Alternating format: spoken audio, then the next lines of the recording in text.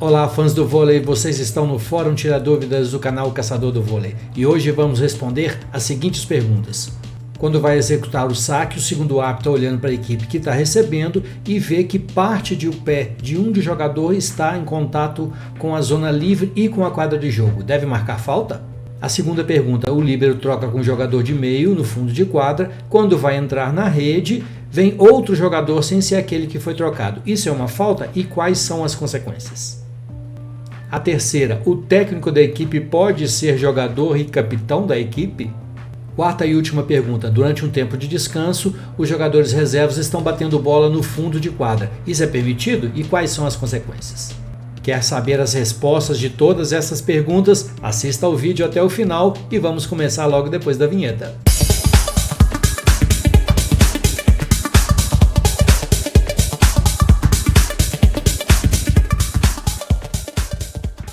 A primeira pergunta de hoje é do nosso amigo Flávio Fukuda, de Campo Grande, Mato Grosso do Sul.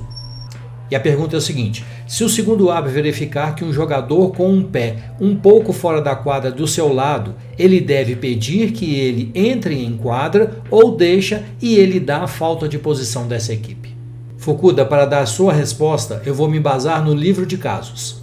E a questão é a 2.7. Se os pés de um jogador em quadra estão em contato com a zona livre no golpe de saque, isto é falta? Então, mais ou menos o que você perguntou. A resposta é sim, vou resumir para vocês, porque somente o sacador pode estar fora da quadra de jogo no momento da execução do saque. Nós temos aqui o vídeo do livro de casos, peço perdão porque a qualidade não ficou boa, porque eu gravei a tela do computador pelo celular. Então vamos ver, é um pequeno detalhe, olha, vai jogar com a Denise, que é jogadora, nessa posição, olha, a falta é essa daqui, olha, tá vendo que ela pisa um pouco fora da quadra durante a execução do saque. Então, Fukuda, se você for seguir a orientação do livro de regras à risca, vai ser falta sim. Nem sempre dá pra gente seguir a regra à risca. Então, às vezes é melhor você dar uma dica para essa pessoa. Cuidado, você está com o pé fora da quadra, porque imagina se está numa situação 24-23 num set e acontece essa situação e tem que marcar uma falta de posição. Então, o árbitro tem que saber o momento de aplicar. Agora, se passou aqui a instrução e o atleta continua fazendo, vai marcar falta de posição com certeza. Ok, Fukuda? Obrigado pela pergunta. E a pergunta é o seguinte: o líbero faz a troca com o central número 5 na posição 1. Na volta, entra o central número 6 para a posição 4. A arbitragem só vê a troca quando o central número 5 deveria ir para o saque e na verdade foi o número 6.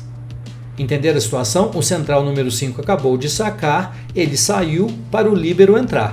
O líbero faz as posições do fundo, 1, 6 e 5. Quando vai para a posição 4, que tem que voltar o jogador central, não volta o 5, volta o jogador número 6. Esse jogador número 6 passa pelas posições 4, 3 e 2 e a arbitragem não percebeu esse erro. E quando ele vai para o saque, aí se descobre que está errado, porque deveria ser o 5 em quadra e não o número 6. E o Felipe pergunta: o que acontece com os pontos dessa equipe? E ela sofre alguma punição disciplinar?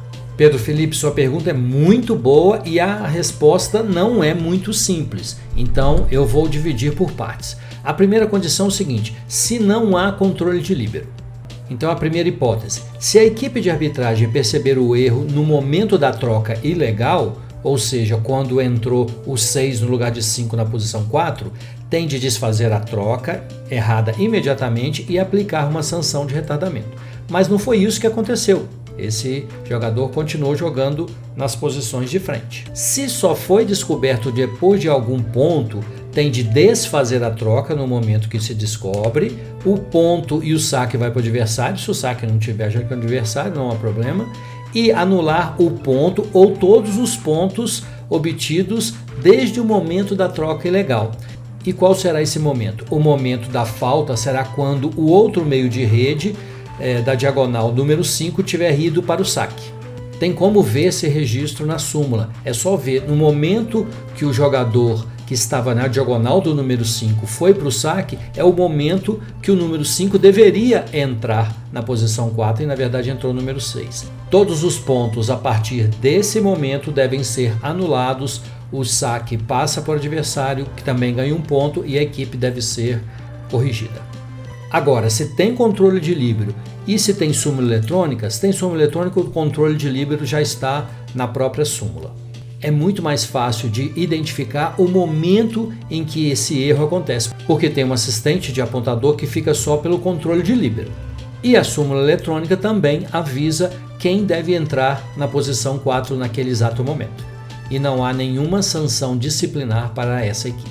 Entendeu então, Pedro Felipe? Tem que desfazer esse erro. Se souber o exato momento, anula todos aqueles pontos. Caso não saiba o exato momento, impossível de identificar, simplesmente ponto para o adversário, o saque também vai para o adversário, corrige essa equipe e não há nenhuma sanção disciplinar, ok? Muito boa essa pergunta, obrigado. A terceira pergunta de hoje é do Ari Alves de Anápolis, Goiás, e é referente ao texto da regra 532, que fala o seguinte, eu vou ter que ler a regra. Caso o técnico precise deixar sua equipe por qualquer razão, incluindo sanções, aí vem o detalhe que ele está preocupado, excetuando-se o caso de adentrar a quadra de jogo como jogador, o assistente técnico poderá, mediante pedido formal do capitão em quadra ou com autorização do primeiro árbitro, assumir as funções do técnico durante a sua ausência. Então, Ari, a regra não fala nada contra o técnico ser também um jogador. Eu sei que fica muito estranho um técnico ser também jogador. E imagina, ele está dentro de quadra, usa um short e quando vai para ser técnico tem que vestir uma calça. Eu acho que nem faz sentido, deixaria ele ficar de short o tempo todo. Mas é muito incomum, eu nunca vi isso acontecendo, mas a regra não proíbe. Então, se ele estiver jogando, fará as atribuições dentro de quadra, como pedir tempo de descanso, solicitar as substituições e até mesmo pedido de desafio, se for o caso. Mas ali, em alto nível, isso nunca vai acontecer. E a quarta e última pergunta de hoje é do Roncalli de Moraes, nosso assíduo frequentador aqui no canal. É um prazer te ter aqui, Roncalli. Ele é de Pará de Minas, Minas Gerais. A pergunta é o seguinte. Durante um pedido de tempo de descanso, uns jogadores de uma equipe utilizam bola na zona livre para aquecer. Existe alguma punição? Roncalli, não há nenhuma punição. Apenas um dos árbitros vai apitar e pedir para que eles parem com esse bate-bola durante os tempos de descanso. Pode fazer isso no intervalo de sétima, tempo de descanso não. Se isso acontecer, vai acontecer com atletas mais jovens que não têm tanto conhecimento assim da regra. Então, uma simples chamada e pedindo com educação para eles pararem, normalmente eles vão parar. Se não parar, aí sim pode haver uma outra consequência. Mas eu nunca vi, depois de um pedido, os atletas continuarem esse bate-bola, inclusive até o técnico vai pedir para parar. Ok? Obrigado mais uma vez por sua pergunta, Roncalli. Grande abraço. Chegamos ao fim de mais um Fórum Tira Dúvidas. Obrigado por todas as belas perguntas que vocês fizeram hoje. E se você quer sua pergunta respondida aqui no canal, deixe lá nos comentários dos vídeos que eu estou respondendo a todas. Um grande abraço a todos e até a próxima. E hoje vamos responder as seguintes perguntas. O segundo árbitro percebe na hora da execução. Olá, fãs do vôlei. Vocês estão no Fórum Tira Dúvidas do canal Caçador do Vôlei. E a segunda pergunta, o líbero troca com o jogador de meio e deu na volta. Quarta e última pergunta. Quer saber todas essas respostas? Assista ao vídeo até o final. Quer saber todas essas respostas? Assista ao vídeo. Aqui nós temos aqui o livro. Eu sei que fica muito estranho, mas a regra